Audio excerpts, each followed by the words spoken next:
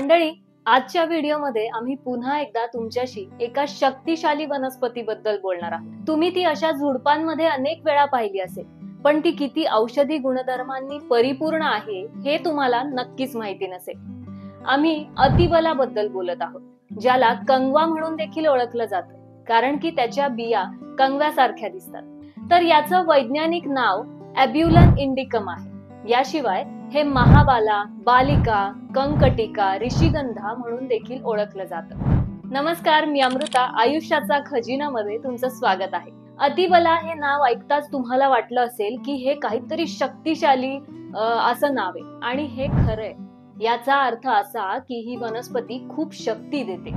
आयुर्वेदिक औषधांमध्ये याचा वापर अनेक वर्षांपासून केला जातो। विशेषतः ते अशक्तपणा दूर करण्यासाठी औषधांमध्ये वापरलं जातं।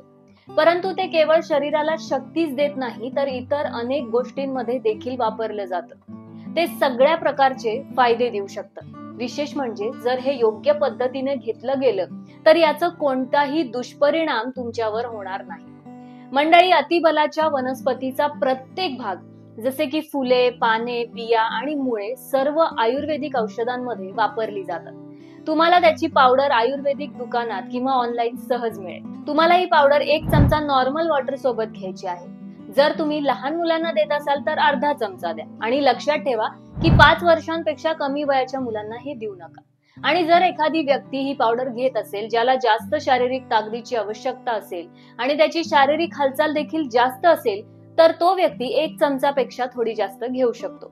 आणि आम्ही तुम्हाला आधीच सांगितलंय की ही औषधी वनस्पती शरीराला शक्ती देते, पण त्यासोबतच ही रोग प्रतिकारक शक्ती देखील मजबूत करते, आणि यामुळे अशक्तपणा दूर होतो।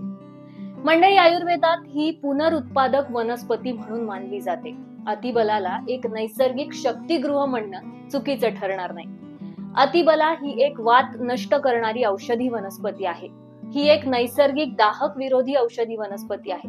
म्हणजेच जर तुम्हाला संधिवात, सांधेदुखी किंवा स्नायू कडक होत असतील, तर अतिबलाच्या मुळांची किंवा पानांची पेस्ट बनवून प्रभावित भागांवर लावा। यामुळे तुमच्या सूज आणि वेदना लवकर दूर होतील। किंवा तुम्ही प्रभावित भागांवर अतिबलाच्या तेलाने मालिशही करू शकता।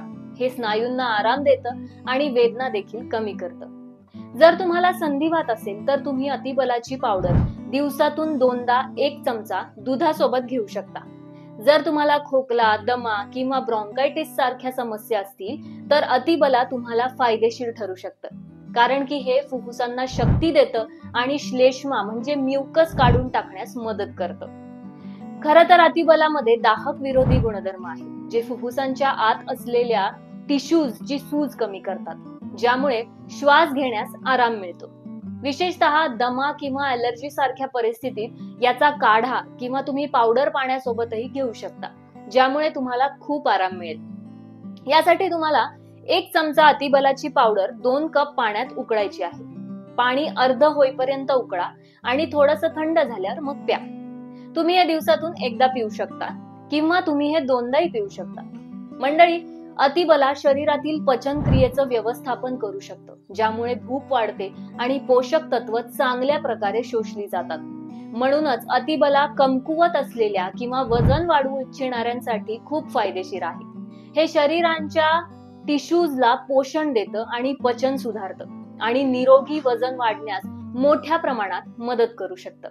अशा परिस्थितीत तुम्ही अतिबलाच्या बियांची पावडर वापरू शकता, किंवा अतिबलाचे कॅप्सूल्स किंवा टॉनिकही घेऊ शकता, परंतु तुम्हाला ते डॉक्टरांच्या सल्ल्यानुसारच घ्यायचं आहे। जर तुम्हाला त्याची वनस्पती तुमच्या जवळ आढळली तर लक्षात ठेवा की तुम्ही त्याच्या हिरव्या बिया घेऊ नका। फक्त त्याच बिया वापरू शकता ज्या सुकल्या आहेत आणि काळ्या झाल्या आहेत, आणि त्यापूर्वी तुम्ही घेतलेले रोप चांगले आहे की नाही याची खात्री करा। चुकीचं रोप नुकसान करू शकतं, म्हणूनच एकतर आयुर्वेदिक तज्ञांचा सल्ला घ्या, किंवा आयुर्वेदिक दुकानातूनच खरेदी करा, किंवा ऑनलाईन खरेदी करा। आरोग्याशी कोणतीही छेडछाड करू नका।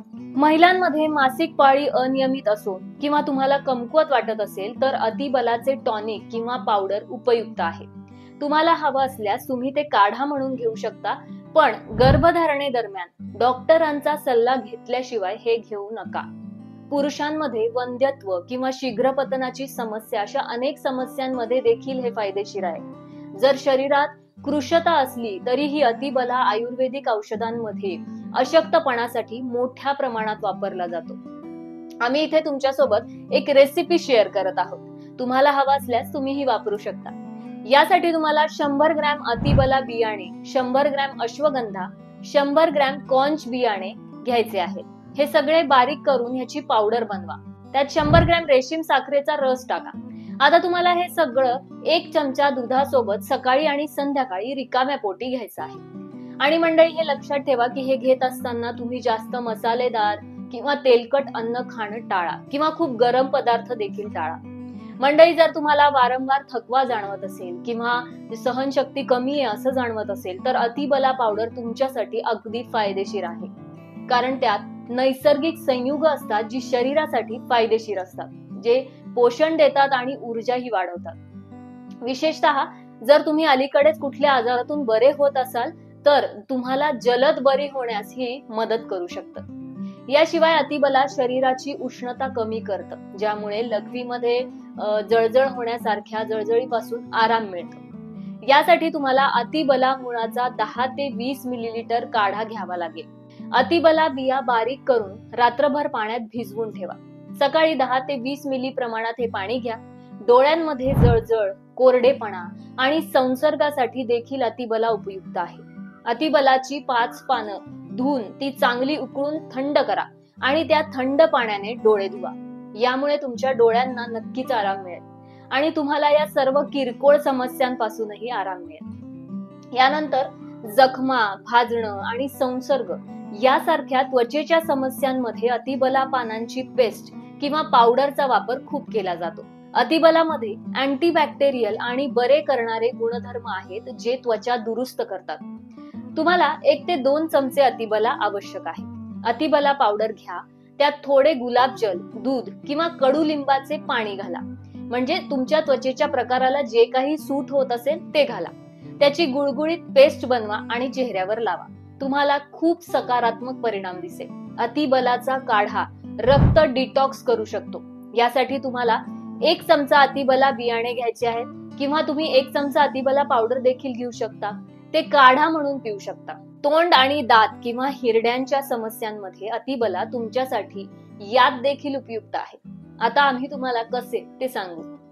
अतिबला पानांचा काढा बनवा आणि गुळण्या करा किंवा बराच वेळ पाणी ते तोंडात ठेवा आणि मग धुवा. यामुळे दातदुखी बरी होते, हिरड्यांची सूज संपते. तुम्हाला तोंडाच्या अल्सर पासून देखील यामुळे आराम मिळू शकतो. अतिबला तुमच्यासाठी मूळव्याध सारख्या आजारामध्ये देखील खूप फायदेशीर ठरू शकते. त्याच्या बिया बारीक करा आणि रात्रभर पाण्यात भिजवा. सकाळी उठल्यानंतर हे पाणी 10 ते 20 मिली प्रमाणात प्या. 1 ते 2 ग्राम अतिबला मूळ घ्या. धाग्याच्या साखरेची पावडर बारीक करून पाण्यासोबत घ्या. अतिबलाच्या पानांच्या काढ्यात साखरेची कॅन्डी किंवा गुळ मिसळून ते प्या. तुम्हाला मूळव्याध सारखा आजारातून लवकर आराम मिळेल. याशिवाय जर तुमचे मूल कुपोषणाने ग्रस्त असेल तर तुम्ही त्याला अतिबलाची पावडर किंवा काढा देखील देऊ शकता. परंतु अर्धा चमचापेक्षा जास्त पावडर देऊ नका. आणि हो, 5 वर्षांपेक्षा कमी वयाच्या मुलांना देणं टाळा. पण मंडळी, आम्ही तुम्हाला सांगतो की सर्व औषधी वनस्पतींसह जर तुम्ही कुठलीही चांगली गोष्ट घेत असाल तर ती निर्धारित प्रमाणापेक्षा जास्त घेऊ नका किंवा चुकीच्या पद्धतीने जर ही घेतली गेली तर त्याचा तुमच्या शरीरावर नकारात्मक परिणाम होऊ शकतो. जर तुम्ही मधुमेहाचे औषध घेत असाल तर अतिबलामुळे साखरेची पातळी आणखी कमी होऊ शकते, ज्यामुळे हायपोग्लायसेमिया होऊ शकतो. म्हणून मधुमेहाच्या औषधासोबत अतिबला अजिबात घेऊ नका. गर्भधारणे दरम्यान आणि स्तनपान दरम्यान हे घेणं टाळा, कारण की यावर अद्याप फारसं संशोधन उपलब्ध नाही. मंडळी, हे मोठ्या प्रमाणात आणि दीर्घकाळ घेतल्याने काही नकारात्मक परिणाम होऊ शकतात. यकृताच्या कार्यावर परिणाम होऊ शकतो. याचे कोणतेही स्पष्ट पुरावे नाहीयेत, परंतु काही हर्बल औषधांमध्ये हे दिसून आलं आहे. म्हणून आम्ही नेहमीच असं सुचवतो की तुम्ही पहिले थोड्या प्रमाणात सुरुवात करा आणि शरीरातील बदलांचं निरीक्षण करा. तुम्ही हळूहळू डोस वाढवू शकता आणि काही काळ घेतल्यानंतर तुम्ही काही दिवसांचा अंतर घ्या आणि नंतर आवश्यक असल्यास हे पुन्हा सुरू करा. त्याचप्रमाणे तुम्हाला आमच्या चॅनलवर नेहमीच अनेक औषधी वनस्पतींबद्दल माहिती मिळेल. तुम्ही ती इथे क्लिक करून पाहू शकता. आणि जर तुम्हाला ही माहिती उपयुक्त वाटली असेल तर चॅनलला सबस्क्राईब करा आणि हा व्हिडिओ तुमच्या मित्रांसोबत, नातेवाईकांसोबत नक्कीच शेअर करा. आणि आता मला परवानगी द्या. नमस्कार.